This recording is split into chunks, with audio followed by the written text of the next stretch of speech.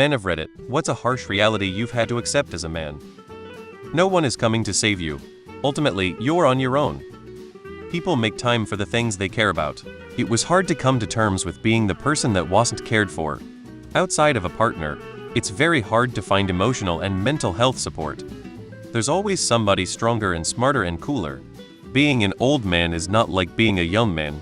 That all the things I didn't do because I was depressed were the things that would make me less depressed. I'm 37 and I like very little about my life. When I was 26 I lost 40 pounds in 5 months just walking and eating less, and I didn't dislike it. But I got depressed and stopped. When I was 27 I started studying for actuary science exams and actually kind of enjoyed it. But then I got depressed, started playing more video games, and stopped studying. 8 actuary exams is a $200K a year job, in the very least. So much of my unhappiness comes down to me just getting sad and bored and depressed and not doing the things that would lead to me being happier. And him not even going to start on the relationships side of things. That's the biggest letdown of all. I'm going to lose my hair sheet balls. That feeling of safety when you hug your dad when you're small goes away, and you'll never get another hug like that again. Not something male specific, but it's taken me a while to realize that I shouldn't force myself to fit into certain groups. My interests float between so many groups that I shouldn't give up some of my interests to be more like certain people. You only got yourself to fall back on. Don't wait and proceed with what you have to do moving forward. Nobody is coming to save you. Your value is about what you can do for others, not who you are. My brain is just as badass as it was in my 30s, but my body is not.